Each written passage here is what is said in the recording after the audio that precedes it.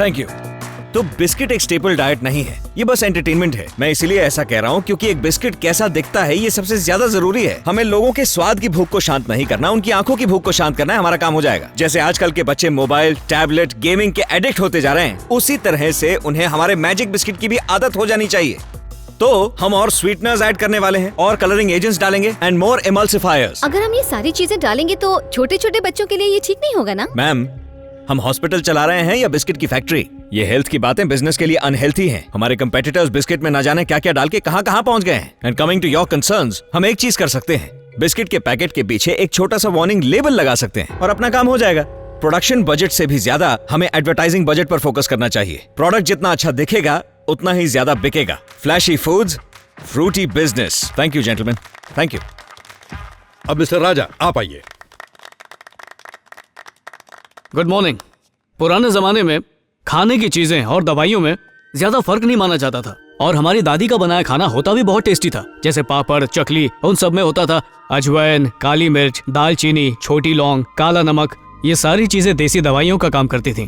इसके पीछे एक साइंस था जिसे अपनाना बहुत जरूरी है। बिस्किट बनाने में मैदे का इस्तेमाल रोककर हम मक्के का आटा, सरसों, इन सब चीजों का इस्तेमाल कर सकते हैं। हम पहले दवाइयों की खोज कर लेते हैं और फिर उन्हें बेचने के लिए बीमारियों की खोज करते हैं और नई बीमारियों को फैलाने के लिए नए खाने का इजाद करते हैं। लोगों को धोखा देकर, विदेशी कंपनियों की नकल करके हमें हानिकारक चीजों का निर्माण नहीं करना चाहिए, बल्कि एक पारंपरिक कंपनी बनकर सिर्फ पौष्टिक चीजें ही बनाकर लोगों को बीमारियों से बचाकर मैजिक बिस्किट बनाते हैं। आसान शब्दों में कहा जाए तो पहले हमारी दादी माँ के बनाए भोजन में थोड़ा सा बदलाव लाते हैं। जंक फूड कहा जाने वाला बिस्किट पौष्टिक बिस्किट बन जाए, ऐसा मैजिक करते हैं। क्या बकवास है। क्या बात है राजा, बहुत अच्छी तरह समझाया तुमने। बैठ जाइए। मुझे लगा था दोनों में से किसी एक को सेलेक्ट करना बहुत मुश्किल होगा मेरे लिए, लेकिन ये काम आसान निकला। गोपाल, तुम्हारा आइडिया बेशक बहुत ही लाजवाब और खूबसूरत सपने जैसा है, लेकिन राजा, तुमने अपने दिल से बात की। आजकल के नौजवान ज्यादातर ऑर्गेनिक हेल्थ फूड ही खाना पसंद करते हैं और उनके माता पिता भी ऐसा ही चाहते हैं। मेरा सबसे प्यारा दोस्त धर्मराज, जिसने ये कंपनी शुरू की थी, अगर आज की डेट में वो जिंदा होता तो राजा तुम्हारी काबिलियत को सराहता। फिलहाल गोपाल, तुम्हारा आइडिया काम का नहीं है। तुम बैठे रहो। राजा, यहां आओ।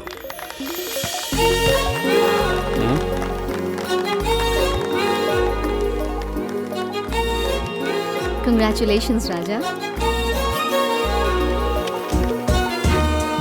आ जाओ राजा बेटा। कंग्रेचुलेशंस राजा।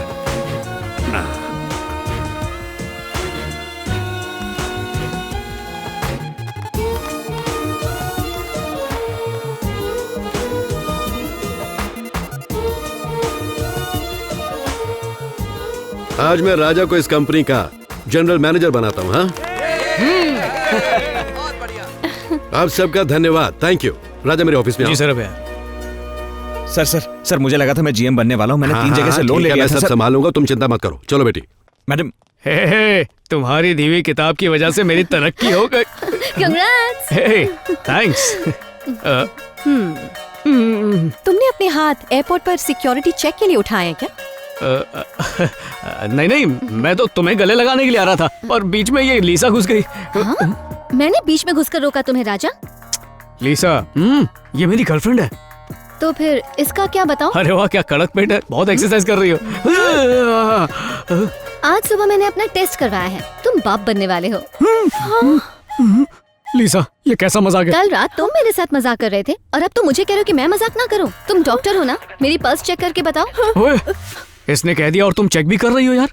ओह, तुम्हें यकीन नहीं? 30 तारीख को मैं डॉक्टर की रिपोर्ट लेकर आऊंगी, फिर डिसाइड करना कि तुम्हें इससे प्यार करना है या नहीं करना। बच्चे का नाम क्या रखेंगे? अनीता। हाँ, अनीता राजा। Nice name. ए लीसा, बच्चे का नाम नहीं बोल रहा था, मैं तो तुम्हें बुला रहा था बेबी। इस बारे में हम दोनों 30 तारीख को बात करेंगे। फरवरी में 30 दिन होते हैं क्या? वो सिर्फ मजाक कर रही थी और तुमने उसकी सारी बातें मान ली। मुझे तुम पर भरोसा है। ठीक से सुनाई नहीं दिया, और करीब आके कहो ना।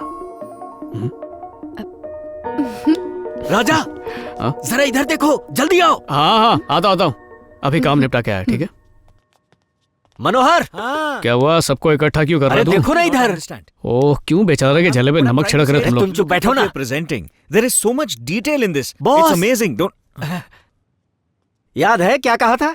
हवा, पंछी, कागज। समझ में आ गया ना कि कागज कौन है और पंछी कौन है? सर चलिए यहाँ से। Yeah. कागज? हाँ. कागज कहने पर मुड़कर क्यों देखा? क्या तुमने आज से अपना नाम बदल लिया है? हाँ?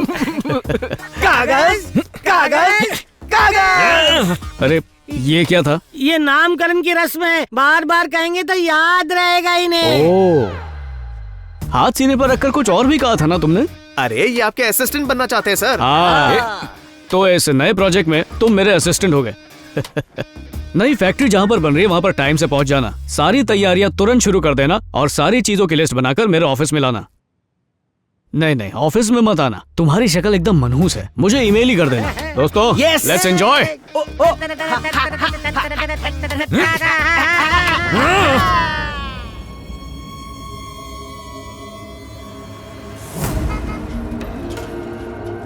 ये तो राजा का चहीता वृद्धाश्रम है।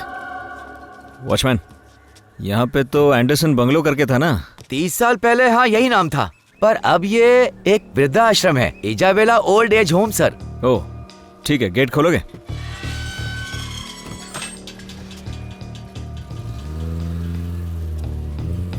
परफेक्ट दादी, अच्छा हुआ। मैम, आप हमारे राजा सर की गर्लफ्रेंड है ना? और ये सब कब हुआ? आपकी तारीफ। मैं राजा सर का असिस्टेंट। थोड़ी गम मिलेगी क्या? ये कोर्ट का नोटिस लगाना था। ये कैसा नोटिस है? 2 दिन में ये जगह तोड़ने वाले हैं, इसीलिए ऑफिस से नोटिस भिजवाया है ताकि आप लोग टाइम पे जगह खाली कर सके। ये क्या कह रहे हो तुम? क्या राजा ये बात जानता है? इस जगह को तोड़वाने का ऑर्डर राजा सर नहीं दिया, बल्कि जीएम बनने के बाद पहला ऑर्डर उन्होंने यही साइन किया। हमारा राजा ऐसा नहीं कर सकता। हाँ। हम लोगों ने उसे बचपन से पाला है। हाँ बेटा, यहाँ पर जब हमें कोई तकलीफ होती है, राजा ही तो हमारी मदद करने आता है। मुझे तो तुम्हारी बातों पर यकीन नहीं हो रहा है। हाँ बिल्कुल। देखिए सर का ही फोन है। Sir good afternoon sir. हाँ, साइट पर पहुँचे या नहीं? हाँ मैं यहीं पर हूँ सर। देखो, कुछ भी हो जाए ये काम पूरा होना चाहिए। फौरन वो जगह खाली करवाओ, समझे? 2 दिन में वो जगह बिल्डर के हवाले करनी है, वहाँ हमारी बिल्डिंग बनेगी। Absolutely sir, sure sir. Sir ने क्या बोला सुन लिया सबने? आप लोग बुजुर्ग हैं तो अकलमंद भी होंगे। सुबह तक ये जगह खाली कर देना, किसी मंदिर में रहने का जुगाड़ कर लो। चलो चलो। अच्छा तो मैं चलता हूँ।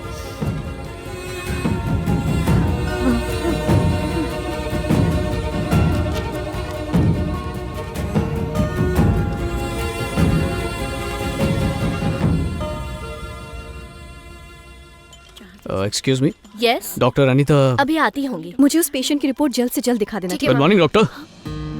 तुम मेरा फोन क्यों नहीं उठा रही हो? चले जाओ, मुझे कुछ नहीं कहना तुमसे। अनीता, अनीता, ए, बात सुनो। अनीता, मैं सच कह रहा हूँ, मुझे कुछ नहीं पता। अच्छा, तो पहले वृद्धाश्रम तोड़ने का ऑर्डर वापस ले लो, उसके बाद यहाँ आना मुझसे बात करने के लिए। अरे सुनो अनीता। सुनो राजा, इन कागजात पर साइन कर लो। मैं फैक्ट्री के बारे में तुमसे कुछ कहना चाहता हूँ। आज से वृद्धाश्रम को तोड़ना और नई फैक्ट्री का बनवाना, ये सारे काम अब तुम संभालोगे। मैं और पापा नई मशीन्स खरीदने के लिए जापान जा रहे हैं और इसीलिए पावर ऑफ अटर्नी तुम्हें देने के लिए पापा ने डिसाइड किया है। ये सारे वही डॉक्यूमेंट्स हैं, साइन कर दो इन पर। सर, वो वृद्धाश्रम को तोड़कर ही फैक्ट्री बनाना जरूरी है क्या सर? क्यों, क्या हुआ? कॉर्पोरेशन परेशान कर रहा है तुम्हें? नहीं सर, वो वृद्धाश्रम कई लोगों के लिए रहने का आखिरी ठिकाना है। अगर हम उसे तोड़ देंगे तो वो सब कहाँ जाएंगे सर? प्लीज जरा एक बार सोच लीजिए प्लीज। बस बस, तुम पर तरस खाकर मैंने तुम्हें जीएम बनाया और अब तुम्हें उन पे तरस आ रहा है। मैंने वो जमीन बहुत मुश्किल से हासिल की है और ये मेरा ड्रीम प्रोजेक्ट है। वैसे भी उनके बाद वृद्धाश्रम खाली रहेगा। तुम चाहते हो मैं उसे ना तोड़ूं? हाँ? देखो, अगर तुम ये काम नहीं कर सकते तो मैं किसी और से ये काम करवा लूंगा। ये सिर्फ मेरा सपना नहीं था, ये तुम्हारे बाबा का भी सपना था। अब तुम अपने बाबा का सपना पूरा करोगे या उन बुढ़ों की सिफारिश करोगे? अच्छी तरह सोच लो। जल्दबाजी भी नहीं करनी चाहिए। और जब तुम बड़े हो जाओगे ना बेटा, मैं तुम्हें जनरल मैनेजर बनाऊंगा। तुम्हारे पापा की यही इच्छा है, बनोगे ना? ठीक है पापा। चलो ठीक है, तुमसे नहीं होगा ये काम मैं करूंगा सर।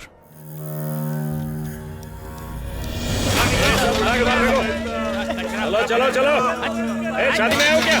जल्दी करो। उसने राज्य के सभी वृद्ध लोगों को बाहर निकाल दिया। क्या कर रहे हैं साहब? तेरी शादी? अरे क्या कर रहे हैं आप लोग? हे भगवान! पर ऐसा क्यों हो गया? कहानियाँ ऐसी होती हैं। अच्छा आदमी बुरा बन जाता है, बुरा आदमी अच्छा बन जाता है। कहानी में ट्विस्ट समझ लो।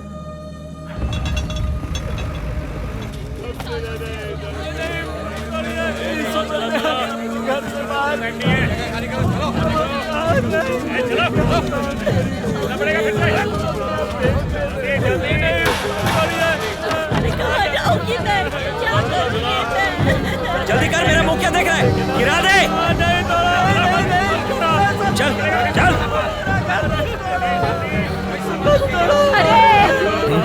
हम यहाँ इतने साल एक साथ रहे हैं, हमें यहाँ से निकाल कर तुम्हें क्या मिलने वाला है? ए! जाओ, मत तोड़ो। जल्दी! बेटा हमारा घर मत तोड़ो। बस कीजिए, बस दादी।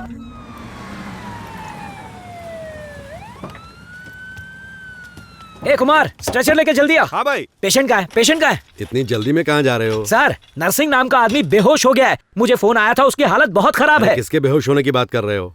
नरसिंह मेरा नाम है। हाँ? एड्रेस चेक करो, चलो निकलो यहाँ से। पता नहीं राजा सर ने फोन क्यों किया। राजा ना? एक सेकंड, बात कीजिए। क्या है राजा? क्या हुआ सर? मैं सीरियस हूँ, ये कह के तुमने एम्बुलेंस क्यों भेजी घर पे? क्योंकि मेरी बात को सुनने के बाद आपकी हालत पक्का खराब हो जाएगी। ये क्या मजाक कर रहे हो? बताता हूँ ना सर, आपने मुझे वृद्धाश्रम के लिए पावर ऑफ अटर्नी दिया था ना, तो मैंने उसी पावर से उस जमीन को वृद्धाश्रम के नाम रजिस्टर करा दिया है। क्या बोला? ये क्या कह रहे हो तुम? रजिस्ट्रेशन हो चुका है सर। अब तू तो क्या, दुनिया का कोई कानून उनका कुछ बिगाड़ नहीं सकता। बहुत बहुत शुक्रिया। क्या सिस्टर? मेरा 500 करोड़ का प्रोजेक्ट पावर ऑफ अटॉर्नी गलत आदमी को दे दिया। मुझे चक्कर आ रहे हैं। जल्दी स्ट्रेचर लाओ। हम सही पते पर आए हैं कुमार। स्ट्रेचर ला जल्दी, स्ट्रेचर जल्दी ला। पेशेंट बेहोश हो गया। चलो जल्दी आओ, इन्हें ले जाओ। हेलो, फोन उनके हाथ से गिर गया क्या? सिर्फ फोन नहीं सर, पूरा शरीर गिर गया है। बड़ा बहादुर बन रहा था, अब वापरे हुए पेपर कप की तरह उसकी मुंडी टेढ़ी हो गई है। अरे बाप रे। कुमार चलो उठाओ इसे, एम्बुलेंस में डालो। चलो चलो चलो जल्दी।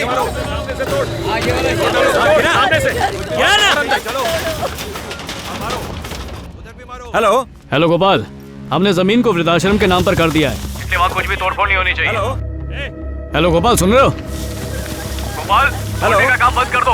हेलो गोपाल, आवाज आ रही है? हेलो सर, सब काम रुकवा सर दो। आवाज नहीं आ रही है। गोपाल, मैं कह रहा हूँ काम रुकवा दो। हेलो, आप क्या बोल रहे हैं? समझ नहीं आ रहा। काम चालू है। गोपाल, मैं कह रहा हूँ रुक जाओ। हेलो हेलो, तोड़ डाल। मैं संभालूंगा।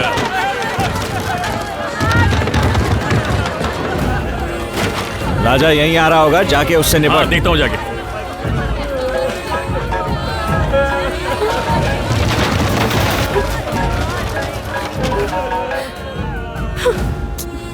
क्या करेंगे? बताओ